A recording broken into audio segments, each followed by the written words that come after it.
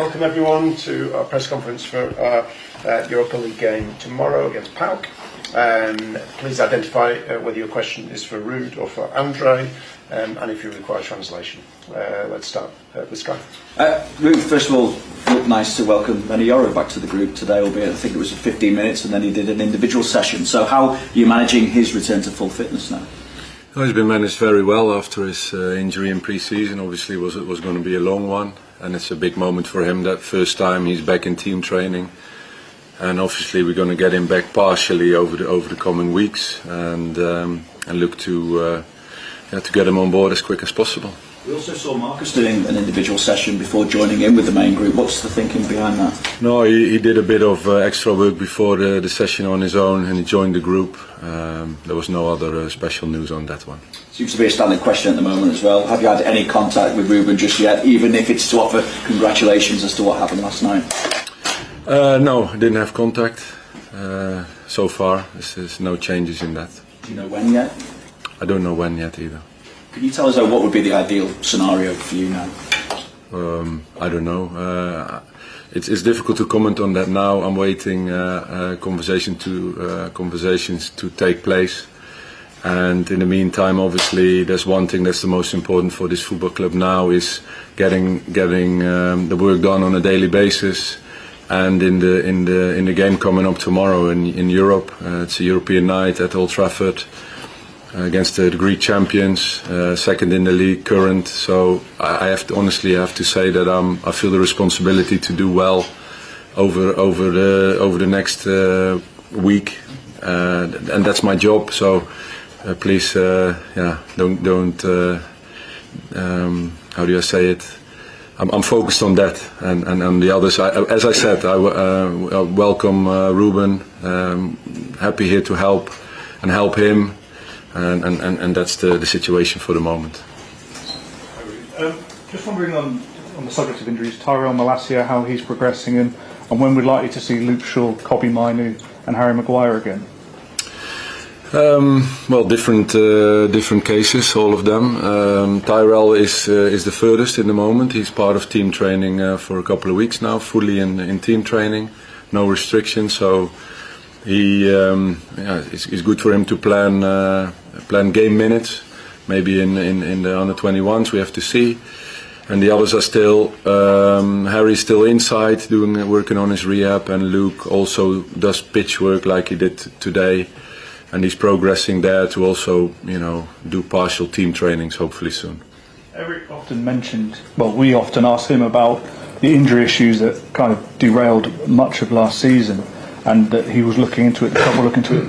Was there ever a resolution to what the issue was with the muscle injuries and things that were being picked up? Well, I think no. I don't know. I couldn't comment on that.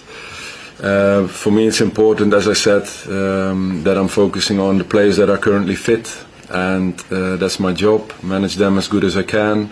Obviously, it wasn't an easy period over the last week. But I think the players reacted really well with the Leicester game and also in the Chelsea game, and we're looking to build on that. And that's why I'm so focused on today and tomorrow to do well for the short spell that I'm responsible for this football club, and I take that as a big responsibility. Hi, there's a question for Andre. Obviously, you worked with Erik ten Hag at Ajax. Why do you think it didn't work out at Man United, and how did you feel when you learned that he was leaving? Well, when I heard he was leaving, obviously I feel bad. It's not always easy for players to understand when the manager is leaving. But at the end of the day, the club have to make a decision and we have to follow. Yes, I work with him. He's a good manager. I have a very good relationship with him. And why things didn't work here?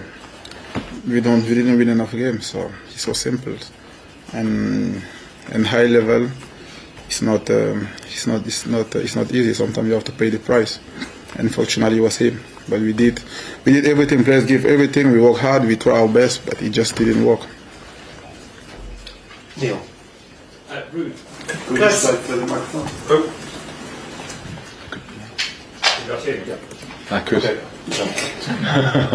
Ruud, we saw what Ruben did with Sporting Lisbon last night. Is there enough here for him to replicate that sort of thing at Manchester United? Enough here in the squad, do you believe?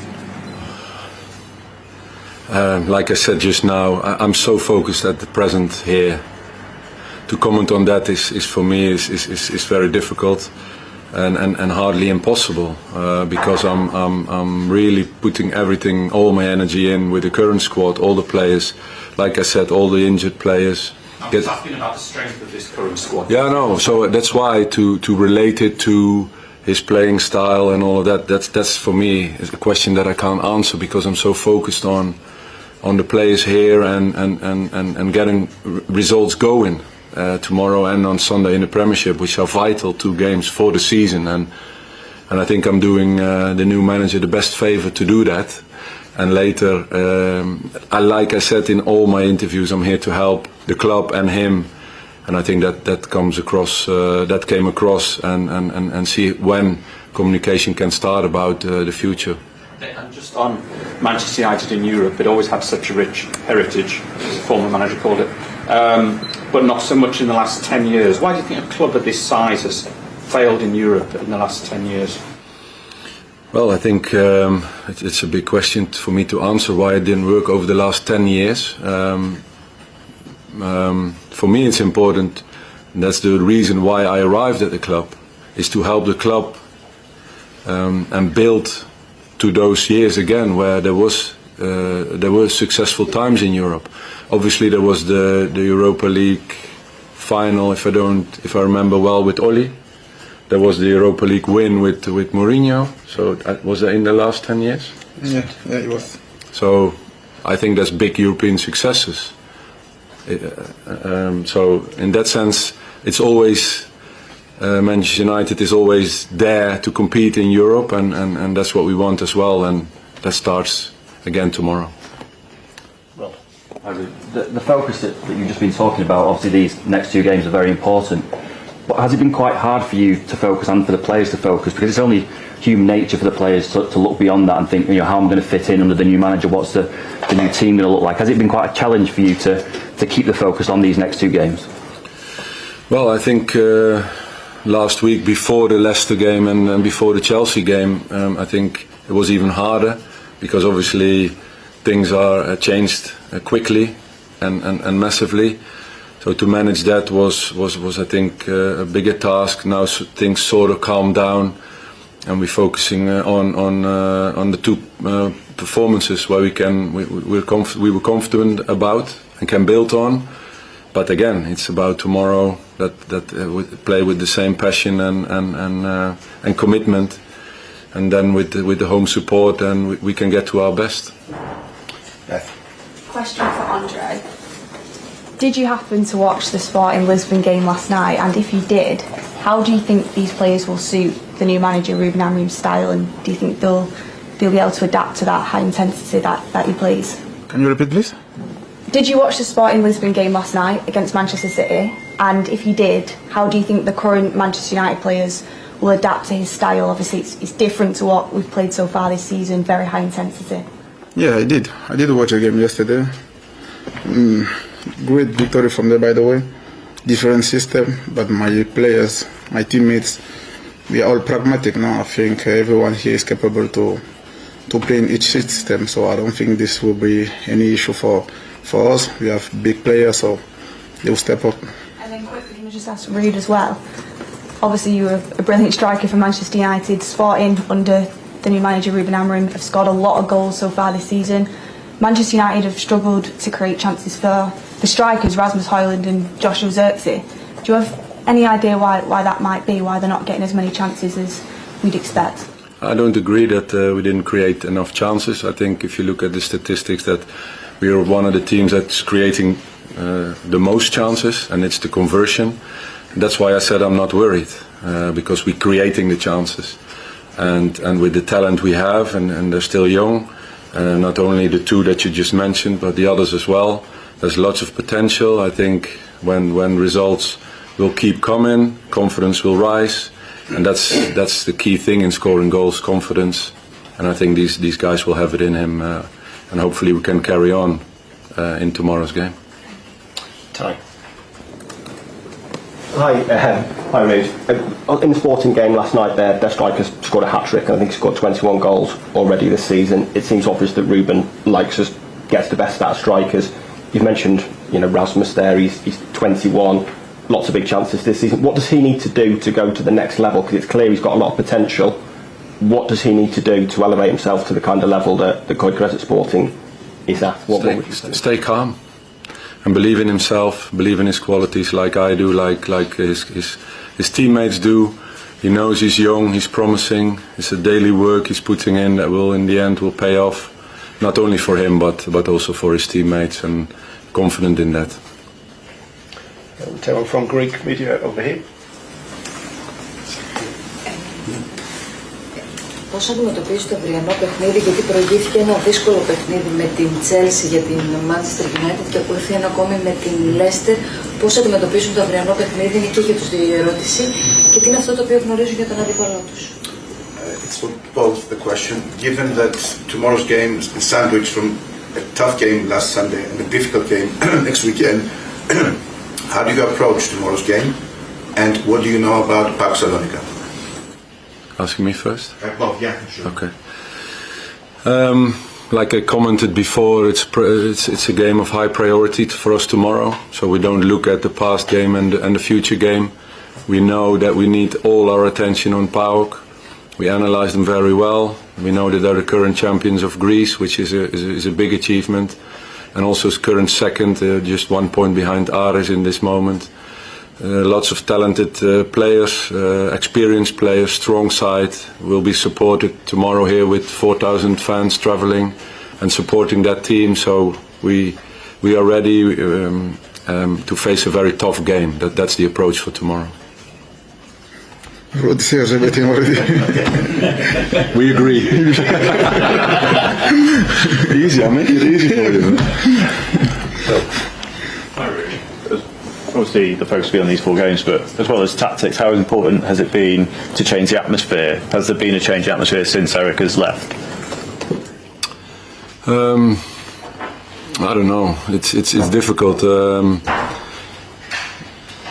Of course, it's a mixed emotions as well, because when he leaves, it's a very sad day, and the days after that, you have to recover as a team and as a staff, to go through that together. We tried everything together to make it work, and unfortunately it didn't happen. And of course we have to switch mindset, and we did, and the players did, and you saw that against Leicester, and they also took responsibility that they had to improve as well. So I don't know. After the Chelsea game we were slightly disappointed we didn't get the win, which was a very positive signal to the performance, and I think emotions calmed down. Players are now focusing and training on getting their performances to the maximum, and for tomorrow's game as well. So that's basically what I can share about emotions, feelings at the moment in the squad. Okay, last question, BBC. Ruud, just one more on Rasmus. I think he only had 1 touch inside the box against Chelsea on Sunday. That led to the penalty. He's done a lot of his work with his back to goal in recent weeks. How do you get the best out of him? Do you want him playing that deep, or do you want him in the penalty area? I mean, the most goals are scored in the penalty area, so that's where we want to get our players as much as we can. And but it depends on the games. There's been games where we arrived many times, created many chances, and unfortunately we couldn't convert them all. And that cost us a couple of results. But I think you have to deal with the circumstances. When it's needed to hold up to him to hold up play and get players into third man positions and play on from there. He does a brilliant job as well. And of course he's a guy that can change a game in a second, like the penalty moment. And you just need 1 or 2 in the box and can be in with him and the others as well. So that threat we always have. Okay, thank you very much. Thank you.